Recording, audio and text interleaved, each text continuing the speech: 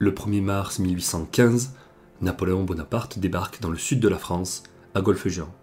Avec lui, quelques fidèles. L'objectif, marcher sur Paris et prendre le pouvoir sans tirer un coup de fusil. Le pari est risqué. Napoléon va-t-il réussir cet exploit et redevenir le dirigeant de la France? C'est ce que nous allons découvrir à l'instant. Avant que je vous raconte les détails de cette histoire, établissons un coup de projecteur sur les événements ayant eu lieu quelques années auparavant, afin de mieux comprendre ce qu'il s'est passé. En 1812, Napoléon était empereur de la France et contrôlait un empire conséquent. Il veut bâtir une paix durable et pour ce faire, il doit battre les Anglais, qui sont l'âme des coalitions européennes contre la France. N'ayant plus de marine de guerre en mesure de rivaliser avec la marine anglaise, il établit le blocus continental. Ce blocus vise à interdire l'accès à toute marchandise anglaise dans le territoire de l'Europe. Vous l'aurez compris, il s'agissait d'une guerre économique faite aux Anglais. Pour que ce plan audacieux fonctionne, il fallait que tous les pays européens l'appliquent, tout simplement. La Russie d'Alexandre Ier, allié de la France, ne tient plus sa parole et ouvre ses ports aux Anglais. Ainsi, Napoléon déclenche la campagne de Russie. Comme vous le savez, cette campagne échouera et seulement quelques milliers de soldats français de la Grande Armée vont survivre sur les 440 000 hommes engagés. 440 000 hommes français. On est monté jusqu'à plus de 600 000 hommes si on compte les contingents étrangers. Le début de la fin de l'Empire s'annonce. Les Russes, Prussiens, Autrichiens lancent une nouvelle coalition contre la France en 1813, la 5e. Et Napoléon, bien que victorieux à de multiples reprises et disposant d'un plan offensif ambitieux, doit se plier à l'avis de ses maréchaux et se replier en France.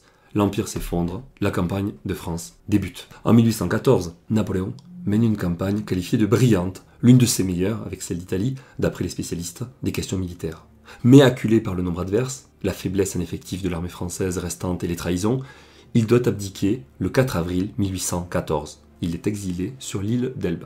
Les Bourbons sont réinstallés sur le trône de France. C'est la Restauration. Et lors du congrès de Vienne de 1814, qui réunit les principales puissances européennes, un nouvel ordre européen va être établi. La France du nouveau roi Louis XVIII ressort amoindrie et un mécontentement général va naître. Qui plus est, les monarchistes s'attaquent à l'héritage de la Révolution et certains répriment, se vengent des républicains et des bonapartistes.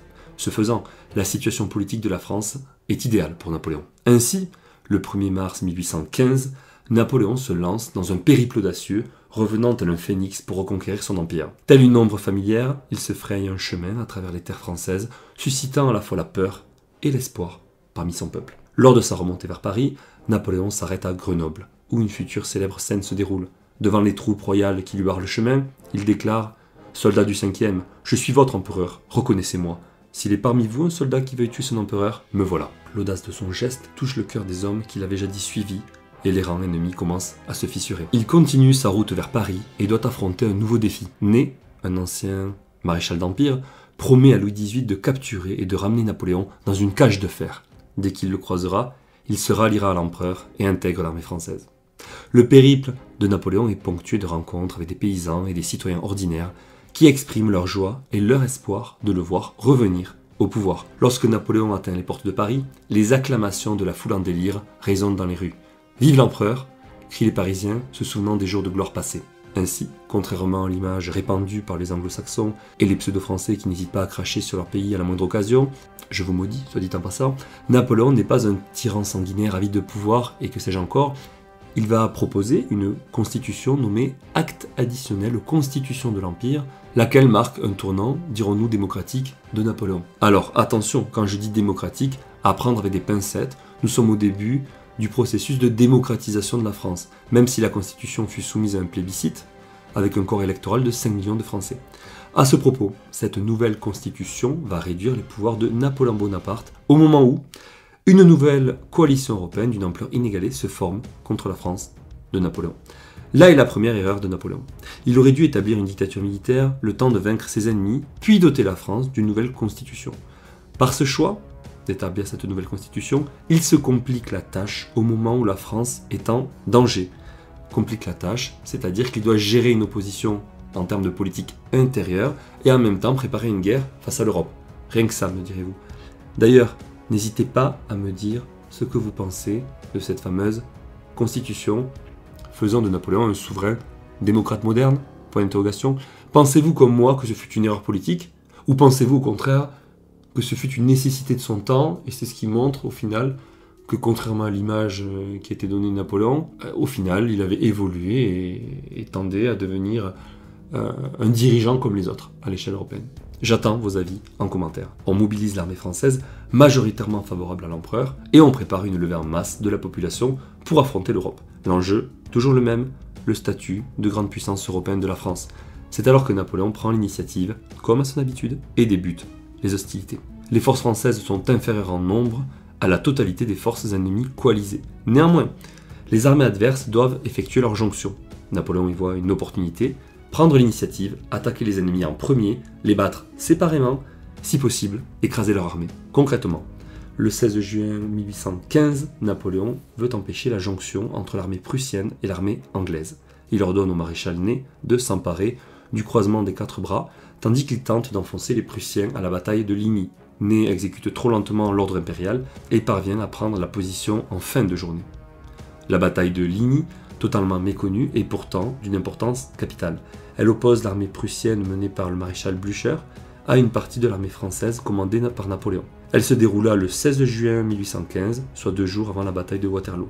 Ligny fut la dernière victoire de Napoléon, mais elle fut moins importante et décisive que le crut Napoléon, car, après un combat d'une grande férocité et de nombreuses pertes dans les deux camps, les Prussiens, enfoncés en leur centre, réussirent leur repli sur les ailes sans être poursuivis la nuit venue par les troupes napoléoniennes.